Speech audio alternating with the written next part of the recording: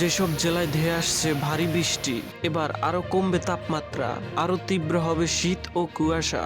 আসসালামু আলাইকুম প্রিয় দর্শক, সবাইকে আমন্ত্রণ জানাচ্ছি এই মুহূর্তে পাওয়া আবহাওয়ার গুরুত্বপূর্ণ নতুন আপডেটে। সবার আগে আবহাওয়ার সঠিক খবর পেতে আমাদের চ্যানেলটি সাবস্ক্রাইব করে রাখুন এবং কে কোন জেলা থেকে দেখছেন অবশ্যই কমেন্ট করে জানিয়ে দিন। কুয়াশার ঘনত্ব কমে সূর্যের দেখা মিলায় রবিবার তাপমাত্রা বেড়েছে দেশের অনেক অঞ্চলে। ছিল না হাড় কাঁপানো বাতাস।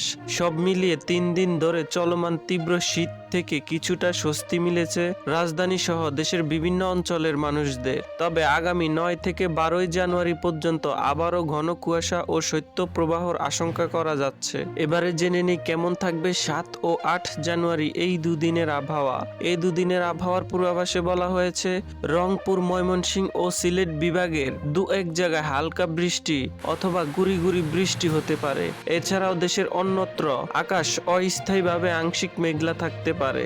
এছাড়াও সারা দেশের আবহাওয়া প্রধানত শুষ্ক থাকতে পারে এবং মধ্যরাত থেকে সকাল পর্যন্ত সারা দেশে হালকা থেকে মাঝারি ধরনের কুয়াশা পড়তে পারে। সারা দেশে রাতের তাপমাত্রা 2 থেকে 3 ডিগ্রি সেলসিয়াস হ্রাস পেতে পারে এবং দিনের তাপমাত্রা 1 থেকে 2 ডিগ্রি সেলসিয়াস হ্রাস পেতে পারে। এতে করে সারা দেশে শীতের অনুভূতি আবারও বৃদ্ধি পাবে।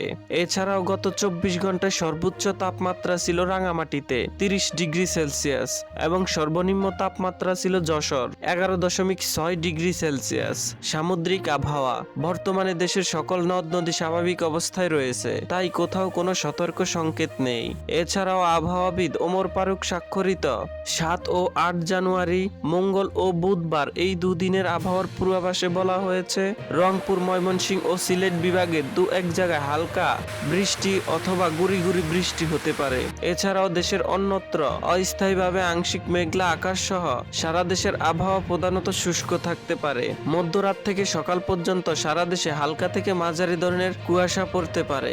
সারা দেশে রাতের তাপমাত্রা প্রায় অপরিবর্তিত থাকতে পারে এবং দিনের তাপমাত্রা 1 থেকে 2 ডিগ্রি সেলসিয়াস হ্রাস পেতে পারে। তো প্রিয় দর্শক, ভিডিওটি ভালো লাগলে লাইক, শেয়ার, সাবস্ক্রাইব করে আমাদের সঙ্গেই থাকুন। ভিডিওটি দেখার জন্য আপনাকে অসংখ্য ধন্যবাদ।